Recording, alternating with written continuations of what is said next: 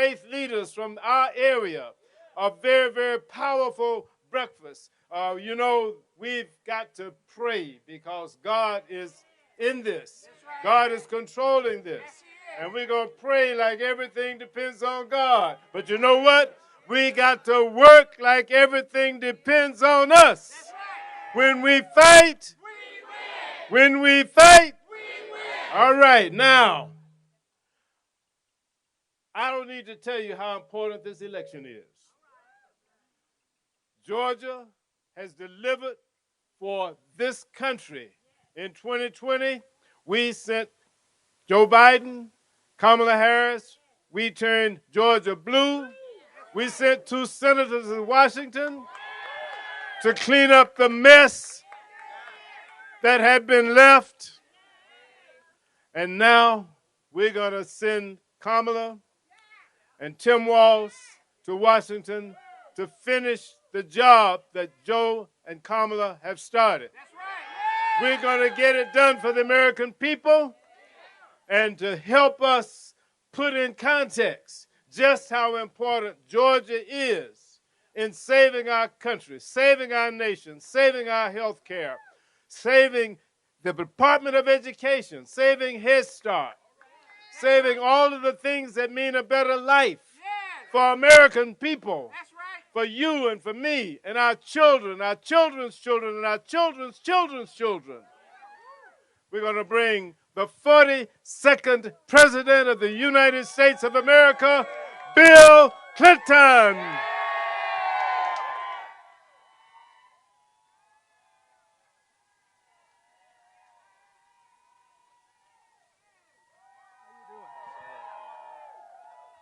Thank you. Thank you very much. Thank you. Well,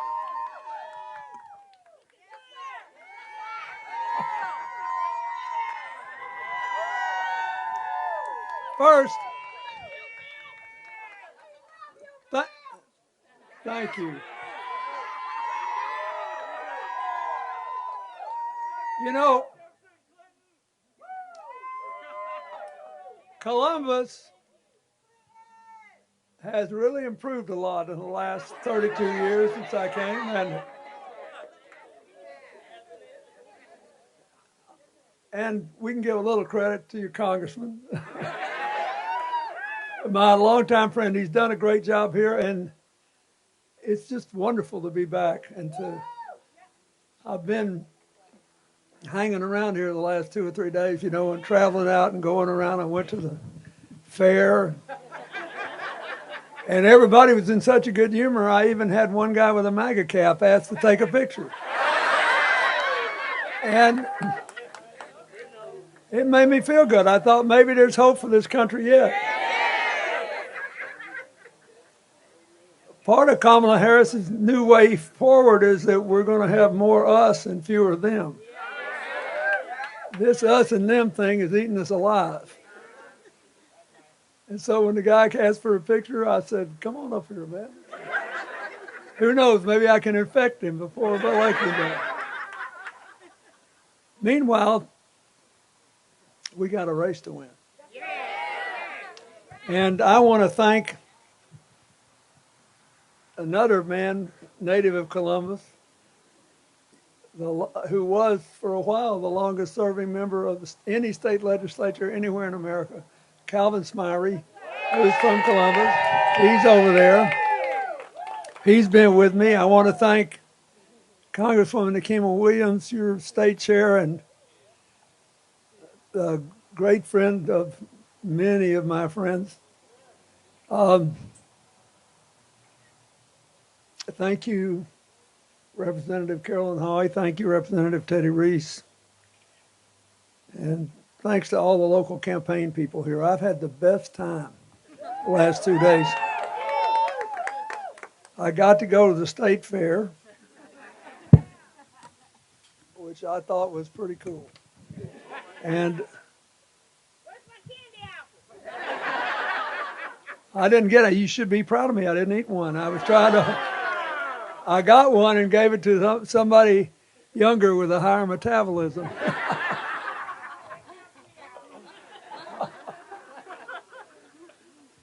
Look, we've started early voting tomorrow, right? And if you look at all these recent Georgia elections, they've all been close because we fought hard. I mean, they tried to rig the rules away, so it hurt us. And there have been some new innovative efforts in that regard, trying to rig the rules away from us. But you did well. We won in 2020. And you got Raphael Warnock and John Ossoff. And we did it because, not just because we did well in Atlanta, but because where there was an opportunity anywhere outside Atlanta, we punched above our weight. So that's what this election coming down to. If you want it bad enough, you can win it. And you'll be proud of yourself for the rest of your life. And your children and grandchildren will be grateful. And if you decide you got something better to do for the next few days, you'll regret it for the rest of your life. I know quite a bit about not only being president, but about the current issues and the competing candidates. That's right.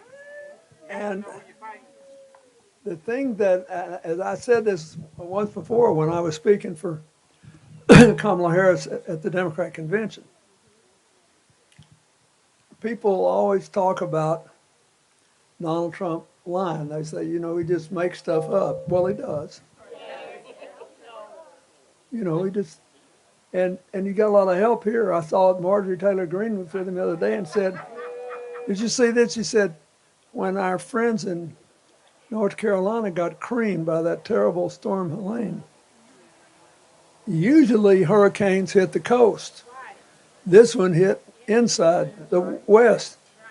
And it was terribly damaging Asheville, which is pretty much a Democratic city, but it also hurt all these rural counties that were mostly Republican. And they acted like we'd done something unfair. Because, I knew, for example, when I went to the east coast of North Carolina in 2016, I didn't see how Hillary could possibly win because I went to this National Guard armory and all the people who had lost everything were in there, and half of them had their buttons on and were enthusiastic and glad I showed up, but I knew their lives were wrecked and they couldn't get themselves together to go vote, and there wouldn't be an organization to do it. So now they say we have the power. That's right. We do. We do. To change the weather.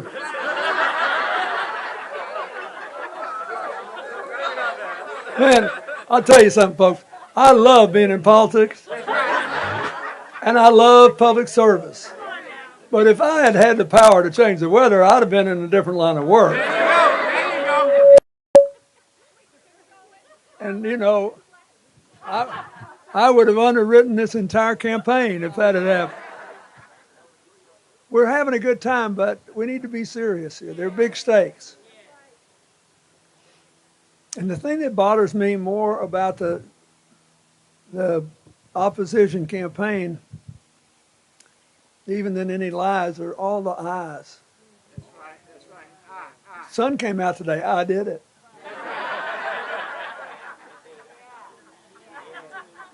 Yesterday it rained. If I'd been president, it never would have happened. Speak it. Speak it. This is about me. You got to understand there's nobody in the world like me. I can do things nobody can do. I can stop things nobody can stop. And I listened to all this stuff and I thought, if that's true, How come since the end of the Cold War, there have been 50 million new jobs added to the economy by Democrats and 1 by Republicans total? And we are about to finish the 4-year period that will produce the most new jobs of any 4-year period in the history of the United States. Now, so they got a real load to carry, the Republicans. They want to attack Kamala Harris and blame her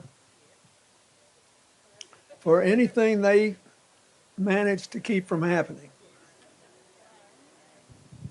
Like, they claim she was the border czar. That's not what her jobs are. Her job was to go down to these other countries that were sending us a lot of people and trying to get them to enroll them in a legal process while they were still in the country so they wouldn't be illegally trafficked, show up at our border, have to be cared for on one side of it or another, and then we'd run the risk of having people get in here who weren't properly vetted. That's what she tried to do. And we had some success with that, but those traffickers, they make a lot of money. So for the last 3 years, the Biden-Harris administration has done increasingly tough things trying to control the border. And the illegal crossings have gone down every year for 3 years. Our friends in the other party don't want to talk about it, but that's true. That's right. And then President Biden called the Republican senators who seemed genuinely concerned about it, and he said, look, let's make a deal. Only thing you care about is having fewer people come in, right? And they said, yeah, we don't want them. And they said, well, there is a limit to how many people we can efficiently take, so I'll make a deal with you. I'll take your limit if you'll give me enough money to make sure that these families can stay together and no kids are taken away from their children. That's right. And That's right. if we do serious background checks, so the people who shouldn't get in because they're highly likely to commit crimes don't get in. Let's make that deal. So they made a deal. So Biden then says, you write the first draft of the bill, I trust you. You never hear this. And then Donald Trump hears about it. And he said, oh my God, we can't fix the border. What am I going to do for TV ads? That's right. That's right. Who am I going to demonize every day? I don't get into politics to solve problems. I get in it to create problems and blame other people for doing it. He learned from his great mentor, Roy Cohn, who helped Senator Joe McCarthy. Deny everything and accuse other people of doing what you're doing. That's right. So there it was on a silver platter, a new direction to manage an immigration crisis in a tough time where there's all this upheaval all over the world, where there are border problems all over the world, where millions of people are trying to escape the misery they're in, and other people are saying, well, I want to do what I can and take what I can, but maybe there's a limit to how much we can do. In other words, I don't think Americans are anti-immigration, they're anti-chaos, right? They don't want us to do more than we can, but they recognize, at least most people do, we got the lowest birth rate we've had in well over 100 years. We're not at replacement level, which means we got to have somebody come here if we want to keep growing the economy. Unless one of you is one of these artificial intelligence geniuses and figured out how we can all grow with no work, which I'm not sure would be good for us. I think, it helps us a little to get up and go to work every day. So what you've got is a clear choice. Kamala Harris has offered a credible, compelling economic program. there was a huge number of economists, more or less evenly divided by philosophy, that reviewed these programs. And basically, her program would help more than twice as many Americans as Trump would, because they give too much money, as they always do, to high-income people. That's right. Like me, I'm on the bottom end, and Elon Musk is on the top end of high-income people. And I don't need a tax cut, and I sure don't want them to eliminate the Department of Education or cut spending to kids or do all these things that 2025 report says. So, but their program would not help nearly as many people, but it costs more than twice as much money. Because one of the reasons they exist and live is I just can't wait until we get to Congress in the White House again, so we can give billionaires another tax cut. The poor darlings, they need some incentive. They need some incentive to invest. Well, let me tell you something. I've got a few friends who've made $1 billion. They worked for it. They earned it. But the friends that I have, they're proud to pay taxes on what they owe. That's right. They don't believe that you should pay less. And they believe they live in a country that should give all the kids a chance to become what they did. Not a millionaire, maybe just a poor millionaire. Maybe a musician, maybe a carpenter, maybe a whatever. They should have a chance. So Kamala Harris and Tim Walz, they want to make it possible for many more jobs to be open for people who've had skills training, who didn't get a college degree but have skills training. Republicans don't give a rip about that. They want to make it easier for people to go to college and stay there. They want to make it easier for people to repay their debts, because they want us all to have a chance to live the way people who feel successful and fulfilled have lived. And so you just got to decide how bad you want this. We want it bad. You got to decide. Mr. Johnson, you look good in your T-shirt. So I think that's all I need to say. I have loved being here. I've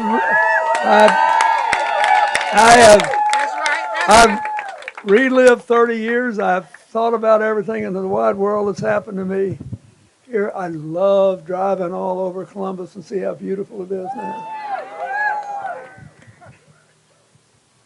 But you have to realize it is literally possible that the whole election could be decided here. That's right. It is possible. Yes, it is. There are 7 states where the election is too close to call. We could win them all. And we could lose them all. And it depends on want to. And, you know, the Supreme Court has had a lot of terrible rulings since the last election. And they've been able to make it easier for states that agree with them to make it harder for people to vote. But not impossible. That's right. And Georgia has more experience than almost any other state in climbing those barriers and breaching them.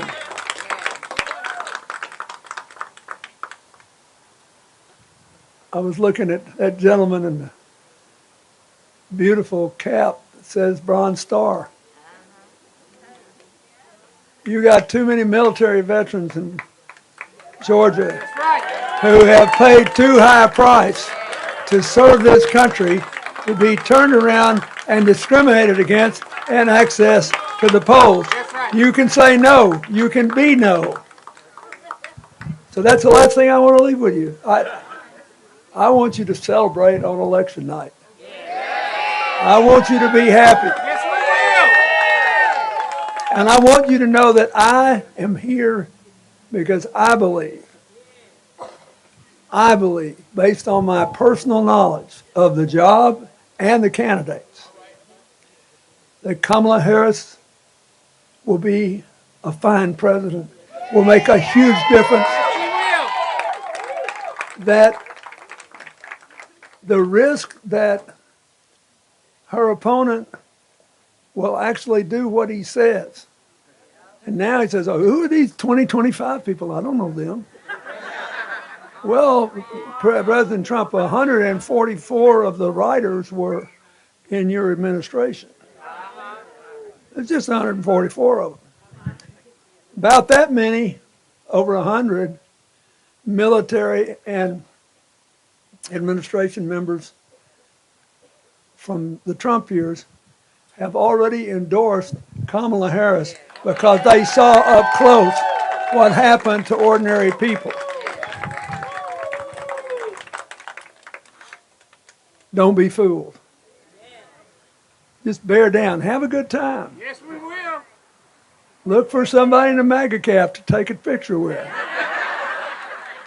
But don't forget, they'll be better off if you win. And you won't be better off if they win. So for the sake of the children, and those of you who have grandchildren, including me,